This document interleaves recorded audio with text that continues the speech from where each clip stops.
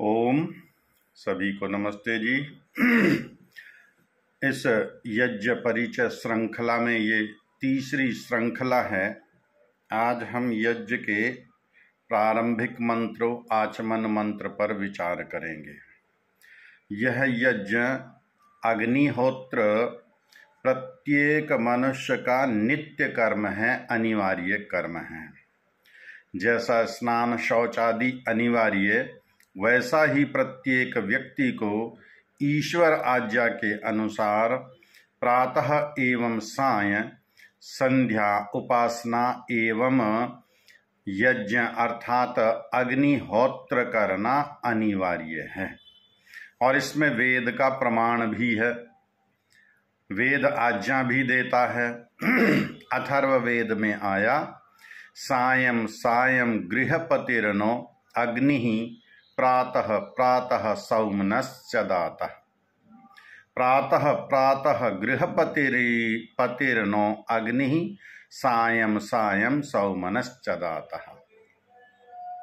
अर्थात प्रत्येक व्यक्ति को प्रातः एवं सायं यज्ञ करना अनिवार्य है।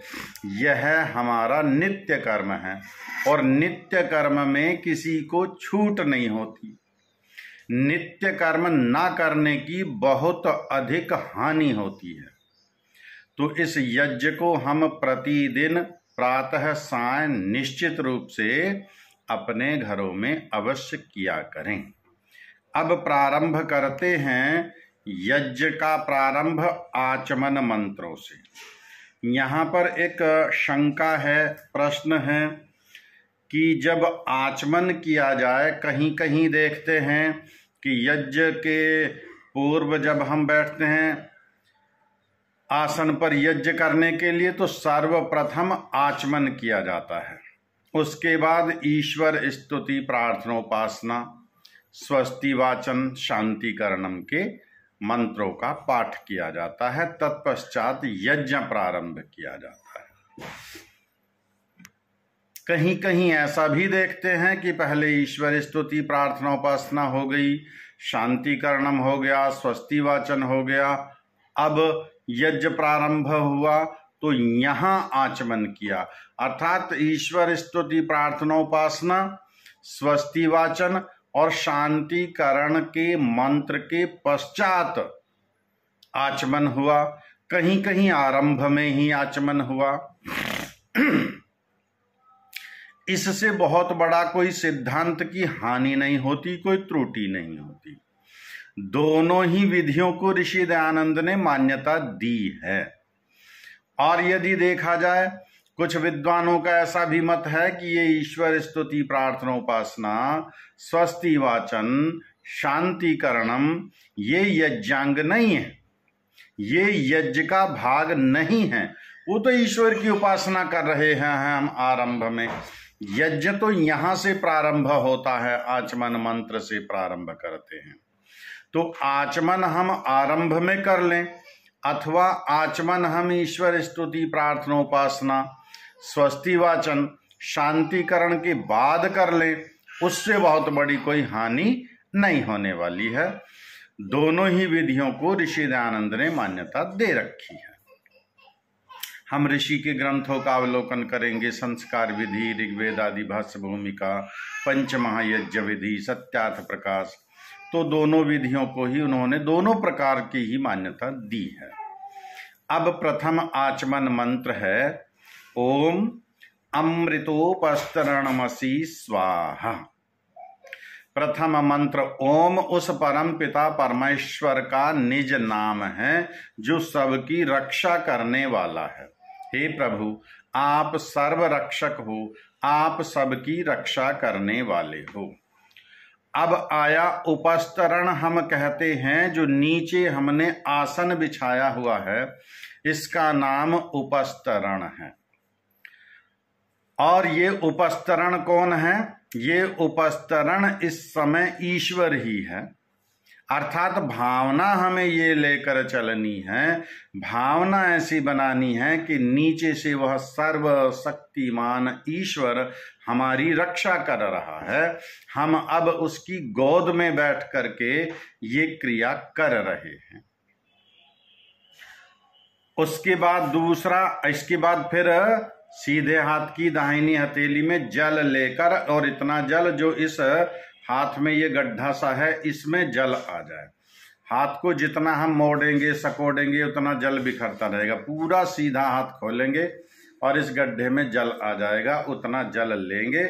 यहाँ पर ओष्ठ लगाया हाथ के अंत में बीच में बिल्कुल ये, और ये जल हमने पी लिया और बड़े शांत भाव से जल पी लेते हैं। वहां पर आवाज नहीं, इस प्रकार की आवाज ना आए तो अच्छा है, उससे हम बचें। बड़े शांत भाव से जल लेकर के आचमन कर लिया।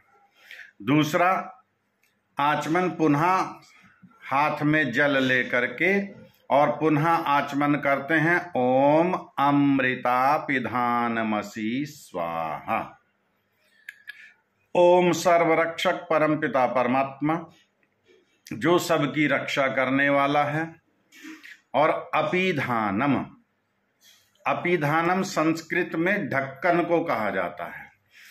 हमारी पाकशाला में, रसोई घर में जितने भी हमारे खाद्य पदार्थ हैं, तो हम प्रायः माताएं घर में उन सभी सामानों को ढक कर रखती है। ढकने का अर्थ होता है सुरक्षा प्रदान देना। कोई कीट पतंग आदि अवशिष्ट ऐसा कोई पदार्थ खाने की वस्तुओं में ना गिर जाए, इसलिए उसको ढक दिया तो सुरक्षित हो गया। अब हमारा नीचे से बिछोना हो गया, वह परमपिता परमात्मा। और अपिधानम ये वस्त्र भी होता है जो ऊपर से हम ओढ़ते हैं, शॉल चादर कंबल आदि ओढ़ते हैं, इसका नाम भी अपिधानम। अर्थात उस परमेश्वर ने हमें ऊपर से भी ढक रखा है, उसी की हम छत्र छाया में, उसी की गोदी में, ये हमें भावना बनानी। और वह कैसा है? अमृतः, नामृतः अमृतः, जो कभी मरता ही नहीं, जिसका कभी विनाश नहीं होता, जो कभी नष्ट नहीं होता, ऐसा वह परम पिता परमात्मा जो अजर अमर अविनाशी है, हमारा नीचे से भी रक्षक है, हमारा ऊपर से भी रक्षक है। अब हम उसकी छत्र छाया में, उसके संरक्षण में सुनिश्चित हैं और निष्कंटक हैं, निर्भय हैं। हम निर्भय होकर ये क्रिया कर रहे। इसके बाद तीसरा मंत्र पुनः लेते हैं। ओम, परमपिता परमात्मा का निज नाम जो सबकी रक्षा करने वाला है। सत्यम, एक नाम परमेश्वर का सत्य भी है। संध्या में जब हम महाव्याहृतियों का पाठ करते हैं, ओम भू ओम भुः ओम स्वः ओम महः ओम जनः ओम तपः ओम सत्यम, तो सत्य नाम परमेश्वर का भी है। वह सत्य स्वरूप परम पिता परमेश्वर है और इसलिए उसका इतना बड़ा यश भी है। जो जितना बड़ा सत्यवादी होगा उसका उतना यश भी होगा। महाराजा हरिश्चंद्र को हम आज भी याद करते हैं। क्यों? क्योंकि उनके सत्य के कारण। हमें नहीं पता उनका डेट ऑफ बर्थ क्या है, हमें नहीं पता उनकी डेट ऑफ डेथ क्या है, कब जिए कब मरे, राम के कितने वर्ष पूर्व थे, लेकिन हाँ, परंपरा से नाम आज भी सत्य के कारण चलता आ रहा है।